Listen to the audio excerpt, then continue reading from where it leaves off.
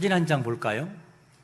자, 사진 한 장 보게 되면 이렇게 담장 하나, 그러니까 경계선을 두고 이웃집에 백구와 그다음 아주 흰 개가 서로가 사랑에 빠졌어요.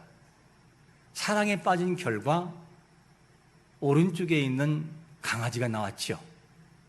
검둥이 개는 머리에 판마기로 박혀있고, 그 다음에 흰 개의 그 유전자는 몸통에 그대로 반반씩 섞여 있어요. 아주 반반씩 닮은 꼴로 있는 것을 봅니다.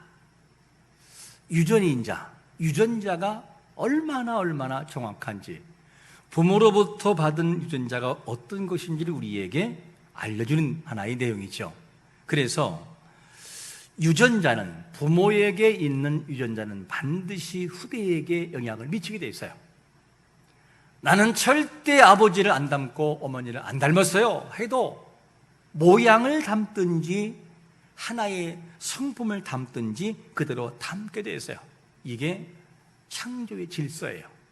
그러면 여러분들은 부모로부터 어떤 점을 닮았습니까? 어떤 사람은 그럴 거예요. 나는 부모님에게 좋은 것만 쏙쏙 빼서 닮았어. 이런 사람이 있을 것이고, 언니, 나는 왜 그렇게 안 좋은 것만 닮았나 몰라. 그러면서 부모님을 원망할 수 있어요. 중요한 것은 뭐냐면, 안 좋은 것을 닮았어도 자녀된 우리는 부모에게 무조건 감사해야 돼요. 하나님이 그 부모를 통하여 우리를 만들어 주셨기 때문에. 그러므로 만약에 안 좋은 것이 있다고 생각되면 훈련하고 고쳤으면 되는 거예요. 하나님이 하시면 바뀌는 것을 믿으시기를 축원합니다. 절대 원망하지 말아야 돼요. 그러면 육신의 부모에게도 이렇게 닮는다고 한다면 우리의 영적인 아버지, 창조자이신 하나님은 우리를 창조할 때에 하나님이 어떤 부분들을 담게 했을까 하는 질문이에요. 오늘 우리가 창세기 1장 26절과 27절 보니까 27절 한번 띄워주실까요? 자, 뭐라고 말씀하냐면 하나님이 자기 형상 곧 하나님의 모델로요 형상대로 사람을 창조하시되 남자와 여자를 창조하셨다 이렇게 표현되고 있어요.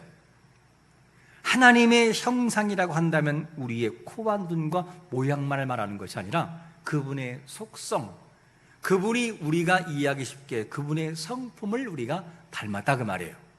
그러면 하나님이 우리에게 선한 것을 다 공급하시고 좋은 것을 우리에게 주셨다고 한다면 우리는 하나님의 그 좋은 것들을 어떻게 경험하고 살아가는지를 물어봐야 돼요. 자, 우리가 오늘 말씀 중심으로 다윗이라고 하는 사람은 그 하나님을 어떻게 경험하고 있는가?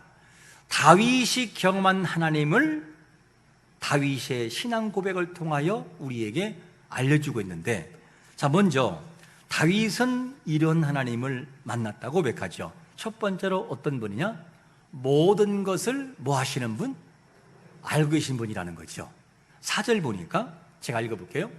여호와여, 내 혀의 말을 알지 못하시는 것이 하나도 없으시니이다. 위의 말씀을 원문에 가깝게 직역하면 이런 말이에요. 나의 혀에 말이 없을지라도 당신께서는 그건 모두를 아시나이다. 이 원문의 뜻이에요. 그러니까 이 내용을 보면 하나님은 우리가 말하지 않고 침묵하고 있어도 아신다 모르신다? 아신다는 거예요. 나는 말하지 않았거든요. 근데 하나님이 아신다는 거예요. 그게 누구냐? 하나님의 속성이에요. 우리가 믿는 우리에게 좋은 것을 주시는 그 하나님은 모든 것을 아신다. 네가 말을 해도 알고 네가 말하지 않아도 나는 알고 있다는 거죠. 그 하나님을 우리에게 소개해 주고 있어요. 그래서 마태복음 6장 8절에서 뭐라고 말씀하냐면 그러므로 그들을 본받지 말라. 구하기 전에 너희에게 있어야 할 것을 하나님 너희의 아버지께서 뭐라고요? 아신다는 거예요.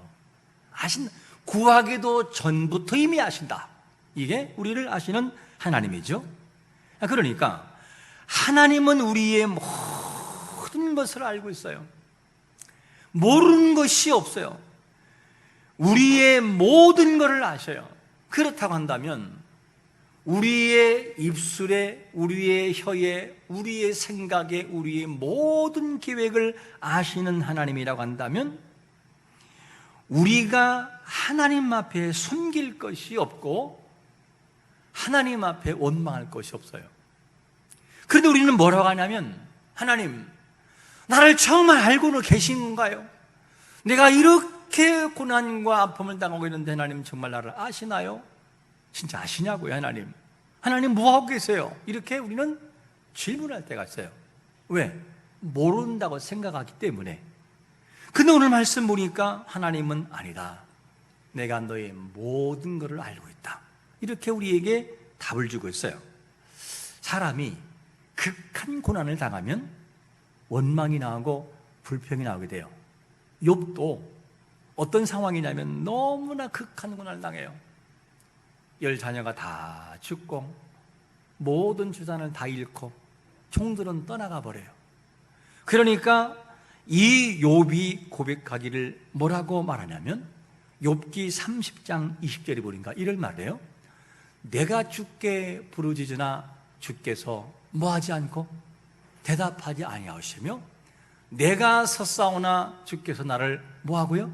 돌아보지 아니하셨다고. 이게 뭐냐면 욥이 말하는 거예요. 욥이 얼마나 힘들면 이런 말을 할까?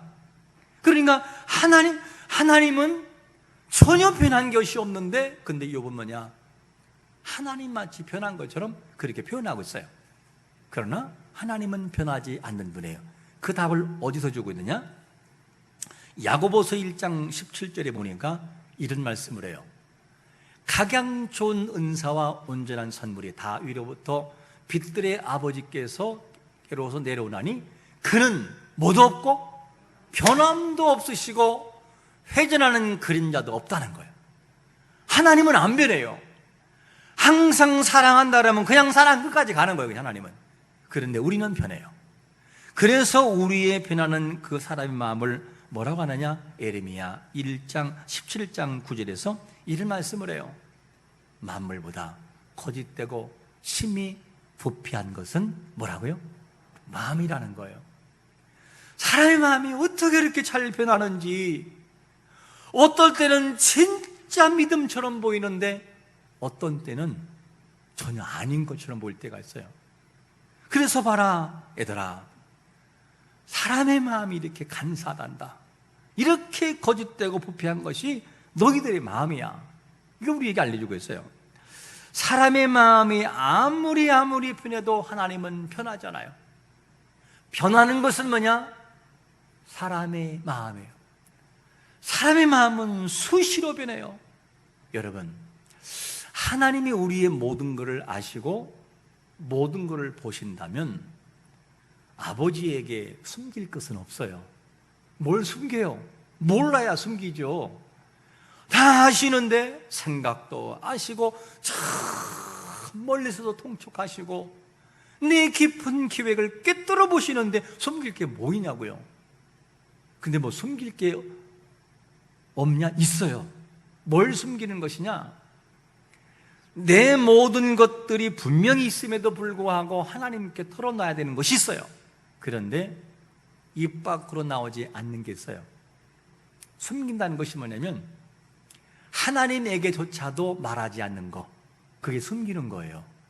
그런데 숨기지 않는 것은 뭐냐? 하나님, 정말 제가 이렇게 참 약한 게 있어요. 저요, 아버지, 이것도 약하고 저것도 약해요. 때로는 이것 때문에 넘어지기도 하고 이것 때문에 혼자 고민하기도 해요, 아버지. 이게 숨기지 않는 거예요. 그러니까 우리의 모든 삶에서 모든 것을 아시는 그분에게 숨길 이유도 없고 숨겨봤자 소용이 없다면 털어놔야죠. 아버지 하면서 그분 앞에 내려놓으면 우리도 모르는 사이에 눈물이 나오기 시작을 해요. 눈물이 나오기 시작을 해요. 하나님이 그거를 인격적으로 받으셔요. 그래, 네가 그 아픔을 나에게 얘기하는구나. 그리고 모든 걸 받으셔서 성령이 충만함 주심으로 함이 없는 회개와 통회가 일어나게 만들어요. 그게 우리를 아시는 하나님 앞에 해야 할 모습이에요. 다윗은 뭐라고 하느냐? 여러분, 하나님은 우리의 모든 걸 알고 있습니다. 이 얘기를 하고 있어요. 하나님이 우리의 모든 것을 알고 있음을 알고 그분 앞에 모든 걸 내려놓는 자가 되시기를 축원합니다. 이것이 다윗이 고백했던 첫 번째의 고백이에요. 그 다음에 고백하고 있는 것이 뭐냐면 하나님은 이런 분이라고 하죠. 두 번째로 어느 곳에나 계신 하나님. 어느 곳에나. 이 내용이 8절 우리 한번 같이 읽어볼까요? 시작. 내가 하늘에 올라갈지라도 거기 계시며 서울에 내 자리를 펼지라도 거기 계시니이다. 이 내용을 보면 우리가 하나님을 떠날 수 없는 이유가 있어요. 떠날래야 떠날 수가 없어요. 사람은 눈에 안 보이는 곳으로 가면 안 보이지만 하나님을 떠날 수가 없어요. 왜? 하늘에 올라가면 하늘에 계시고 서울 저 깊은 곳에, 가장 깊은 곳에 내려가도 하나님은 거기 계신다는 거예요. 그러니까 다윗이 경험을 해보니 피할 길이 없다. 하나님은 여기도 계시고 저기도 계시고, 내가 기뻐할 때도, 내가 슬픔 가운데 젖어 있을 때도 하나님은 바로 그 자리에 계시더라는 거예요. 그런데 우리는 뭐라 하죠? 하나님은 어느 곳에나 계시는데 우리 스스로 느끼는 감정이 뭐냐? 나 홀로, 이런 생각 가져요. 이 세상에 아무 내 마음을 몰라주고 지금의 내 아픈 이 모든 사정을 하나님도 몰라줘, 나밖에 몰라 라고 생각을 해요. 홀로. 그런데 하나님 앞에서는 홀로란 게 없어요. 그분은 항상 내 곁에 계시고 항상 나와 계시고 내가 가는 그곳에 따라다니는 그런 분이시죠. 여러분, 우리가 이렇게 생각할 수 있어요. 하나님, 제가 어릴 때, 내가 너무 아플 때 뭐 하셨어요? 하나님은 뭐 하시고 저에게 이제서 나에게 말씀하십니까? 라고 말하고 싶을 때 저는 이렇게 그에게 말하고 싶어요. 내가 가장 힘들고 어려울 때 극단의 선택하려는 순간에도 하나님은 그 옆에 계셨어요. 어떻게? 내가 곁길로 가지 못하도록 나를 안으셨어요. 안으시고 혹여 곁길로 갈까봐 하나님께 나를 막으셔서 마음에 감동 주시고 생각을 움직여서, 아니지, 내 사랑하는 부모가 있지, 그래도 나를 아끼는 누가 더 있잖아. 그리고 그들이 생각나게 만들어서 돌아가게 만들었어요. 하나님은 한 번도 우리를 떠난 적이 없었어요. 항상 그 자리에서, 내가 아는 그곳에서 나를 지켜주셨고 안아주셨고 막으셨어요. 이게 하나님이 하신 일이었어요. 우리가 생각할 때 뭐라고 하냐면, 내가 잘 나갈 때 하나님이 나와 함께 하시는 것처럼 보이는데 내가 죄를 짓거나 상상할 수 없는 좌절감에 빠질 때는 스스로가 하나님이 없다라고 포기해버리고 하나님이 나와 함께하지 않은 것으로 오해를 해버려요. 예를 하나 들어볼까요? 이삭의 아들인 쌍둥이 형제 에서와 야곱이 있습니다. 자, 그런데 에서는 거친 사람이요, 야곱은 그 정반대의 사람이죠. 에서는 요령을 부려야 안 부려요? 요령을 안 부린 사람이 에서는요, 아버지가 에서야 고기 먹고 싶다, 사냥 좀 해와라 그러면 산에 가 잡아오지 집에 있는 거 안 잡아와요. 그 야곱은요, 얼마나 잘 돌아가는지, 장계가 얼마나 빠른지 양 잡아놓고 염소 잡아놓고 이게 산에 잡아온 거라고 거짓말 쳐요. 이게 야곱의 성품이었어요. 그렇게 약속 빠른 야곱. 얼마나 약속 빠른지 어느 날 자기가 형이라고, 에서라고 거짓말을 쳐서 아버지를 속여요. 아버지, 저 에서예요 하면서, 보자, 너 야곱 목소리 같은데? 아니에요 아버지, 털 만져봐요. 털이 있네. 그걸 맞다야. 그리고 축복 기도를 받아요. 구약의 장자권은 모든 축복이 그들이 근원에 그대로 가버려요. 모든 복을 받아요. 이것을 누가 알아요? 형이 알았어요. 에서가. 내가 반드시 너 죽이겠다. 이걸 알았던 부모가 그냥 둘 수는 없어요.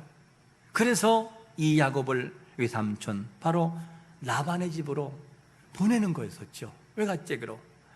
자, 이렇게 해서 이제 야곱이 형을 피해서 길을 떠나는 것을 봅니다. 야곱이 길을 떠나면서 무슨 생각했을까? 후회하지 않았을까요? 내가 괜히 거짓말 쳐가지고 그 먼 땅 약 키로수로 따지면 약 800km가 넘는 땅이에요. 그 땅까지 가는 거리가 어떻게 죽을지도 모르고 그 익숙하지 않은 땅을 걸어가야만 돼요. 모든 것은 야곱의 잘못이었어요. 그래서 이런 상황이 있을 때 야곱이 지쳐서 베델에서 잠을 자잖아요. 지쳐있는 모습으로. 한번 상상해 떠올려 보세요. 그 지침과 근심과 걱정과 초조 속에 있는 야곱, 그가 지쳐서 잠을 자고 있는 그 모습 본다면 얼마나 초라할지. 야곱의 생각 속에 자기 홀로라고 생각을 했어요. 그런데 홀로가 아니었어요. 야곱이 가장 지쳐서 힘들 때 하나님이 그에게 주시는 말씀이 뭔지 알아요? 창세기 28장 15절 제가 읽어볼게요. 내가 너와 함께 있어 내가 어디로 가든지 너를 지키며 너를 이끌어 이 땅으로 돌아오게 할지라.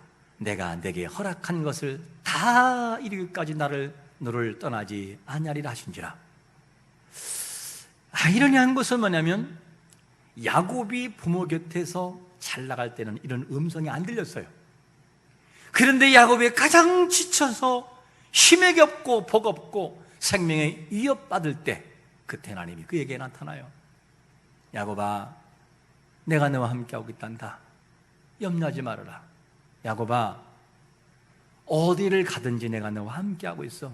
너의 깊은 곳에 고난과 아픔과 근심 속에 내가 함께하고 있음을 믿어라. 그러면서 내가 너에게 하고자 하는 모든 것을 이루기까지는 절대로 죽거나 떠나지 않는다. 걱정하지 마 하면서 지쳐있는 그에게 말씀하셔요. 여러분, 우리가 가장 지쳐있을 때 그때가 하나님의 음성을 들을 때인 것을 믿으시기를 축원합니다. 그 마음을 우리가 기억하고 그 고난 속에 하나님이 뭘 말씀하신지를 듣는 자세가 필요하지요. 그래서 야곱은 자기가 비록 힘들고 어려울 때 하나님이 함께하지 않은 것처럼 보였는데 경험을 해보니 내가 가장 지쳐있을 때 하나님 나와 함께하고 있다는 사실을 생생하게 증언하고 있어요. 야곱이 외삼촌의 집으로 가는 것은 자기 잘못 때문에 형을 피해서 가는 것뿐이에요. 그런데 야곱을 향한 하나님의 생각은 전혀 변하잖아요. 도리어 고난 중에 함께한다는 사실을 명확하게 말씀하고 있어요. 이게 누구냐? 하나님의 속성이에요. 변치 않는 사랑, 변치 않는 마음, 이것이 하나님의 마음이에요. 그런데 우리는 수시로 변해요. 사람이 약한 것이 뭔지 알아요? 자꾸만 하나님과 우리와의 관계를 도덕적인 기준을 가지고 언약을 생각할 때가 많아요. 도덕적인 기준이 아니에요. 하나님 우리를 선택하시고 부르시고 잡으신 것은 나의 도덕이 아니라 하나님의 국률한 사랑, 아가페적인 조건이 없는 사랑을 가지고 다가오셔요. 만약에 우리의 도덕성만 가지고 우리가 구원을 받는다면 우리는 구원이 수백 번, 수천 번 더 바뀔 거예요. 그런데 한 번 잡으신 그 자녀를 놓지 않고 끝까지 따라가서 마음을 바꿔서라도 구원의 길을 인도하시는 그 사랑이 위대한 하나님의 사랑인 것도 믿으시기를 축원합니다. 그러니까 구원의 그 길을 걸어가게 되는 것이죠. 우리가 전 환경 속에도 이것이 반드시 적용돼야 돼요. 다윗은 여러분, 내가 하나님을 경험해 보니 하늘에 올라가도 거기 계시고 저 소울에 내려가도 하나님이 거기 계십니다. 그 하나님을 여러분 만나야 된다고 그러면서 우리에게 말씀하고 있어요. 우리에게 있어 실수하지 말아야 할 것이 뭐냐면 자꾸만 하나님을 도덕적인 부분으로 언약을 생각할 때가 많아요. 내가 도덕적으로 좀 잘하고 기도 많이 하고 경건 생활 많이 하면 나의 교만이 점점 올라가서 나 괜찮은 사람이에요 라고 하는데 그 정반대로 나의 도덕이 떨어지고 나의 모든 것이 추락되면 그냥 좌절해버려요. 하나님은 나를 떠났다고, 나와 함께하지 않는다고 정반대의 모습을 살아가요. 그것은 신앙이 아니라니까요. 그래서 하나님은 언제나 우리에게 도덕적인 기준을 가지고 자녀를 삼는 것이 아니라 하나님의 그 사랑과 그분의 보혈의 은혜와 값없는 은혜를 통해서 지불하고 조건 없는 사랑으로 자녀를 삼으신 거예요. 도덕적인 기준의 행위 구원을 가지고 강조하지 마세요. 믿음의 사람 구원만 사람은 반드시 행위가 있어야 하지만 행위가 우리의 구원의 조건은 아니라고 하는 것을 이미 빌립보에서 말씀하고 로마서에서 말씀하고 있어요. 그 은혜로 말미암아 너에게 구원을 얻은 것이라. 이는 너의 행위를 자랑하지 못하게 함이라. 우리 행위의 모습이 구원의 조건은 아니라고 말씀하고 있어요. 우리에게 있어서 이거를 항상 잊지 말아야 돼요. 그런데 사람은 잘 하다가도 의심이 생겨요. 아브라함이 가나안 땅에 들어온 지 10년 됐을 때 그의 아내 사례가 하나님의 언약의 말씀에 대해서 의심이 생겨요. 분명히 하나님은 아브라함에게도 그렇고 사라에게도 그렇고 내가 너에게 자녀를 줄 것이다, 걱정하지 말아라. 근데 가만히 보니까 시간이 점점 흘러 할머니가 다 돼간단 말이에요. 모든 것이 이제는 가능성이 없어 보이니까 사라의 마음이 급한 거예요. 그래서 아브라함 남편에게 여보, 안 되겠어요. 도저히 나는 더 이상 안 되니까 이 하갈 내 종을 좀 애굽에서 데려온 이 종이라도 데려가 당신이 좀 동침하고 아기를 대신 낳아야 되겠어요. 그러면서 그렇게 요구를 할 때 아브라함이 그거를 승낙을 해요. 차라리 저 같으면은 여보 무슨 소리 하는 거야? 하나님이 주실 건데 당신밖에 없어 나는, 이렇게 할 텐데 아브라함이 이게 약해가지고 그냥 그렇게 해서 그만 동침하고 임신을 했네요, 하갈이. 그런데 문제가 뭐냐면 하갈이 지혜롭지 못해요. 임신했으면 더 겸손하면 사랑받을 것을 자기가 임신했다고 여주인 사례를 무시하고 멸시해요. 성경은 멸시했다. 다른 말로 업신여겼어요. 이렇게 되다 보니까 이 일로 인해서 사례하고 아브라함이 대판 싸워요. 내가 당신에게 종을 줬더니만 종 하나 다스리지 못해서 나를 구박하게 만드냐고 대판 싸워요. 아브라함하고 사례하고. 그 다음에 아브라함이 약해서 그러면 당신이 알아서 하세요. 그리고 하갈을 넘겨요. 이때부터 역전이 돼버려요. 사례의 반격이 시작되는데 얼마나 괴롭히는지 하갈을 견딜 수 없어서 도망쳐버려요. 이때 하갈이 도망쳐서 어디 가느냐, 광야 술김 샘 곁에 머물러 있을 때, 홀로 있을 때, 가장 힘들 외로울 때 여호와의 사자가 찾아와요. 그래서 찾아와가지고 아들을 낳을 거다, 이름을 이스마엘이라고 하라고, 그도 한 민족이 이룰 것이라고, 걱정하지 말고 네 주인에게 돌아가라, 그러면서 권면하죠. 이걸 경험했던 하갈이 뭐라고 하는지 알아요? 이런 고백을 해요. 창세기 16장 13절 같이 읽겠습니다. 시작. 하갈이 자기에게 이르신 여호와의 이름을 나를 살피시는 하나님이라 하였으니 이는 내가 어떻게 여기서 나를 살피시는 하나님을 배웠는가 함이라. 하나님을 뭐라고 고백하느냐? 나를 뭐 하시는 분? 살피시는 분이라는 거예요. 하나님은 여기도 계시고 저기도 계시고 기쁨 중에 계시고 나의 가장 힘들고 지쳐있는 순간에 찾아오셔서 살피시는 그 하나님인 것을 의심하지 않기를 축원합니다. 그 하나님이 지금도 나의 곁에서 나를 지켜보고 있다는 거예요. 의심해서는 안 돼요. 그 하나님은 안 변하는데 왜 그렇게 우리 마음만 자꾸만 마음이 변하는지 몰라요. 여러분, 내가 거하는 자리에서 하나님이 어떻게 느껴지십니까? 하나님은 나를 살피지 않는 분으로 생각되십니까? 성경은 뭐랍니까? 아니다. 내가 너의 모든 걸 알고 있고 내가 너를 살피고 있잖아.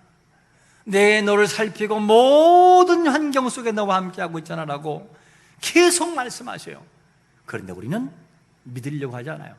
서로 갈등이 생겨요. 갈등. 하나님은 좋은 것을 주시고 이렇다고 말씀하시는데 사람은 자꾸만 하나님의 이 뜻에 갈등이 생겨요. 갈등이라는 단어가 뭐죠?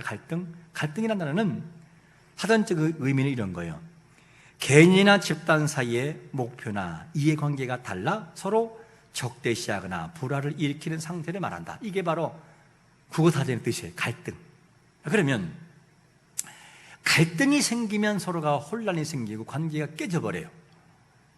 갈등이라는 단어가 어디서 나왔을까요? 한자어를 보면 참 재미있어요. 한자가. 자, 갈등이라는 단어가 한자어로 무슨 자냐면 갈자가 칡깔이에요. 칡깔. 칡나무자나 줄기 칡깔자예요. 그 다음에 등자가 무슨 등자냐? 등나무 등자. 등나무 아시죠? 왜 여기 생겼냐 그러면 사진 한번 볼까요? 나무를 타골랑을 잘 보시면 칡나무는 시계 반대 방향으로 돌아요. 칡나무는 타고 올라갈 때. 근데 등나무는 시계 방향으로 돌아요. 서로가 변청만 돌아요. 반대로. 칡나무는 시계 반대 방향, 등나무는 시계 방향, 이렇게 해가지고 서로가 계속적인 갈등이 그 속에 생기는 것이 뭐냐? 갈등이 칡갈자와 등나무 등자예요. 여기서 나온 자가 갈등이란 단어예요. 이래서 이 보통의 경우는 칡나무와 등나무는 섞이는 경우가 많지가 않은데 한 번 섞이면 저렇게 돼요. 그리고 나중에는 등나무를 어떻게 하느냐? 칡이 굵기가 뒤엎어버려서 위로 올라가 버려요. 그 정도가 돼요. 그렇게 서로가 갈등 때문에 한 번 얽힌 것이 바로 풀어지지 않는 것이 뭐냐? 갈등이라는 단어죠. 우리도 하나님과 우리의 관계에서 갈등할 때가 많아요.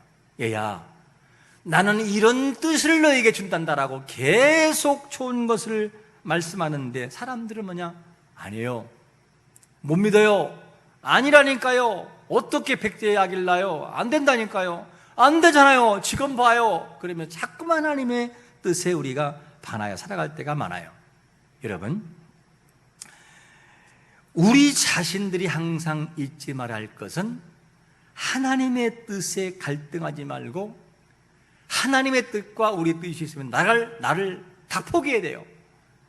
내 뜻을 포기하고 하나님의 뜻에 나아가면 모든 것에 평강이 찾아와요.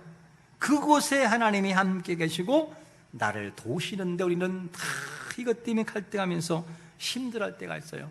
여러분, 하나님은 하늘에도 계시고 서울에도 계시고 모든 곳에 계시는 그분인 걸 알고 하나님을 믿고 나가고 내 곁에 지금 나와 함께하고 있는 그 하나님을 발견하는 자가 되시기를 축원합니다. 이렇게 발견하면 되겠습니다. 이렇게 돼서 하나님은 어떤 분이냐? 우리의 모든 것을 알고 계시는 분이라고 말하고, 그리고 하나님은 어느 곳에나 계신 분으로 말했다면 마지막으로 하나님은 다윗은 어떤 하나님으로 고백하고 있냐면 세 번째로 이런 고백을 해요. 인도하시고 붙드시는 분이라고 고백해요. 자, 10절을 보니까 이렇게 말합니다. 거기서도 주의 손이 나를 인도하시며 주의 오른손이 나를 붙드시리이다. 거기서가 어디죠? 거기서는 뭐냐면 앞에 있는 구절의 내용에서 바다 끝을 말해요. 바다 끝에 거할지라도, 이 무슨 말이냐? 성경에서 바다 끝은 인생의 막장, 마지막 끝에 있는 벼랑을 말합니다. 내 인생이 벼랑 끝과 같은 곳을 만나도 내가 마지막 끝이라고 생각하는 그 순간에 있어도 그 말이에요. 거기서도 주의 손이 나를 인도했다는 거예요. 거기서도. 그게 하나님께서 우리에게 주시는 은혜죠. 이 인생을 살다 보면 바다 끝이 올 때가 와요. 야, 내 인생이 여기서 진짜 끝나는구나.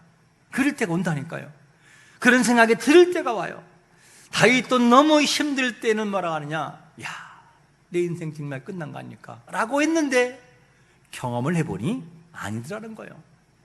우리와 함께 하시고 우리를 아시고 우리를 인도하시고 붙들어 주시더라. 이거를 그가 경험하고 있어요. 하나님의 인도하심은 인간의 생각을 초월해요. 이렇게 질문해 보면 어떨까요? 하나님이 아브라함을 갈대아우르 그리고 하란에서 불렀을 때 처음부터 그냥 탄탄대로가 열리면 어땠을까? 아브라함아, 내가 너에게 이런 복을 주고 이름을 뛰어나게 하고 복을 주고 라고 했을 때 그 말이 떨어지는 순간, 아브라함이 가는 순간마다 그냥 형통이 있었으면 어땠을까? 뭐 바로왕에 가가지고 내 아내 여동생이에요, 뭐 누이에요라 할 것도 없어요. 왜? 형통하면 되니까. 그런데 아브라함이 많은 세월 동안의 고난을 받아요. 어려움도 당해요. 오해도 받고. 그런데 왜 하나님이 그렇게 했을까? 아니, 자녀를 주려면 꼭 100세에 줘야 되나요? 아니, 60세에 주면 안 돼요? 꼭 그렇게 100세까지 끌어야 되냐고요. 그런데 하나님은 뜻이 있어요. 지금 당장 줄 수 있으나 만약에 하나님께서 아브라함에게 60세에 이삭을 주었다 한다면 창세기 22장에서 리얼하게 하나님 앞에 고백하는 칼을 들어 이삭을 향해 내려치우고자 하는 결단은 없었을 거예요. 왜? 훈련되지 않았으니까. 그 일은 없어요. 그리고 그런 아브라함의 복의 근원이라는 것은 상상도 할 수 없어요. 그런데 아브라함의 그 모든 과정 속에서 불가능을 가능케 하신 하나님을 고난과 세월을 통해 경험했으니까 하나님이 고백되어지는 거예요. 아브라함아, 아들 이삭 좀 드려야지. 예, 하나님. 묻지도 않아요. 왜? 하나님이 살릴 것을 믿으니까. 그리고 가잖아요, 그냥. 이게 대단한 믿음이라는 거죠. 우리는 하나님을 어떻게 느끼고 있으십니까? 우리는 하나님을 어떻게 믿어왔습니까? 어른 아주 기억으로 내려갔을 때 우리를 어떻게 이끌어 오신 것처럼 느껴지십니까? 어떻게 이끌어왔고 어떤 환경과 어떻게 경험됐든지 간에 하나님의 입장에서는 지금 그 환경이 그렇게 중요한 게 아니에요. 왜냐? 하나님은 한순간에 다 뒤엎을 수가 있는 그런 분이기 때문에 못하신다면 환경이 중요한데 당장이라도 할 수 있는 그런 분이기 때문에 지금 환경, 하나님이 그렇게 중요한 것이 아니에요. 왜 그러냐? 사무엘상 2장 8절 잘 아는 말씀이잖아요. 하나님이 뭐라고 하십니까? 가난한 자를 진투해서 일으키시기도 하시고 빈궁한 자를 거름되면서 올리기도 하시고 귀족들과 함께 앉게 하셔서 영광 자리에 앉게 하시는 그분이 누구냐? 하나님이라는 거예요. 그러니까 하나님은 지금 당장이라도 뒤에 엎을 수 있어, 이렇게. 그런데 그렇게 하지 않는 이유가 뭐냐면 정말 하나님이 중요시 여기는 것은 그 환경을 통하여 그 사람이 하나님을 인격적으로 고백하고 만나, 야, 하나님은 나를 알고 있었구나, 하나님은 어느 곳에 계셨구나, 하나님 나를 인도하셨구나, 이거를 스스로 알 수 있는 시간을 주는 거예요, 우리에게. 그래서 하나님은 그것을 우리를 만들어가는 환경을 보시고 우리를 만들어가는 것이 진짜 중요한 것이지 환경에 관심이 없어요. 그게 중요한 게 아니기 때문에. 진짜 중요한 것은 환경을 통하여 만들어진 우리 자신들에게 집중하고 있는 것을 믿으시기를 축원합니다. 그게 하나님의 만들어 가심이에요. 우리는 어떤 인생을 경험하고 있으신가요? 우리가 원하는 인생이 아닌 하나님이 원하시는 인생을 살아갈 때 인생은 행복해요. 이게 행복이에요. 우리가 원하는 인생을 살아가면 그게 행복할 수 없어요. 내가 원하는 삶이 아니라 하나님이 원하시는 삶을 살아갈 때 그것이 행복이라는 거예요. 그런데 중요한 것이 뭐냐면 하나님이 우리를 만들어 가실 때 우리가 원하는 방법과 도구가 아니라는 거예요. 그게 문제예요. 하나님의 방법으로 꼭 우리를 만들어 가셔요. 그래서 하나님의 방법으로 만들어 가기 때문에 너무너무 버거울 때가 있어요. 너무너무 버거울 때가 있고 나도 모르는 사이에 눈물이 벌컥 흐를 때가 있어요. 나도 모르는 사이에. 왜 그러냐? 왜 그런 선택을 하나님이 하실까? 이유는 하나예요. 그것이 아니면 내가 변할 수 없고 우리가 변할 수 없기 때문에요. 하나님이 그것을 통해서 우리를 만들어 가시는 방법이 그것이야말로 변할 수 있는 기회가 되기 때문에 그 방법을 선택하시는 거예요. 그거 아니면은 우리는 교만할 수밖에 없고요, 하나님을 잊어버릴 수밖에 없어요. 하나님은 그것을 통하여 우리를 하나님의 방법으로 만들어가고 있어요. 우리는 그 하나님의 방법에 순응해야 돼요. 이 하나님 알겠습니다. 하나님이 뭘로 원하셔요? 제가 알 수는 없으나 순응하고 따르겠습니다 하고 나를 탁 내려놓는 순간, 그때 하나님의 평강이 와요. 하나님, 제가 이해할 수는 없으나 믿고 순종하겠습니다 라고 따라가면, 그리고 하나님께 기도하고 간구하면 마음 중심 속에 지각이 뛰어나서 평강을 주시고 평강이 우리 마음을 지배함으로 감사가 나오게 하겠다는 거예요. 그게 하나님의 일하심의 선택이에요. 여러분, 하나님은 우리를 만들어 가실 때 하나님의 방법으로 성숙시켜 놓아요. 하나님의 방법으로. 그것이 아니고는 성숙하기가 힘들기 때문에 분명한 것은 뭐냐면, 하나님의 뜻을 다 이해할 수는 없으나 하나님은 지금도 우리를 이끌어가고 있다는 것을 믿으시기를 축원합니다. 지금도 이끌어가고 있다는 거죠. 다윗은 모든 걸 아시는 하나님을 고백했어요. 어느 곳에 계신다고? 여러분들이 하늘에 올라가도 그곳에 계시고, 여러분들이 땅에 내려가 술 깊은 곳에 내려가도 그곳에 계시고, 저 바다 끝에 인생의 막장의 벼랑에 있어도 하나님은 그곳에 계십니다. 그 하나님은 그것으로 끝나는 것이 아니라 우리를 반드시 인도하시고 붙들어 주십니다. 이거를 고백하고 있어요. 그렇다면 하나님은 우리 환경 속에 어떻게 현존해 계십니까? 어떻게 우리를 이끌어가고 있습니까? 어떤 방법으로 붙들고 있습니까? 이것을 다윗의 말만이 아닌 우리의 인격을 통해 경험되어질 때 그 속에서 폭발적인 능력이 나오는 거죠. 다윗의 고백했던 그 하나님이 내 삶에서도 현존해 계신 하나님인 그 하나님을 감격적이고 리얼하게 체험할 수 있는 성도가 되시기를 예수 그리스도의 이름으로 축원합니다. 아멘.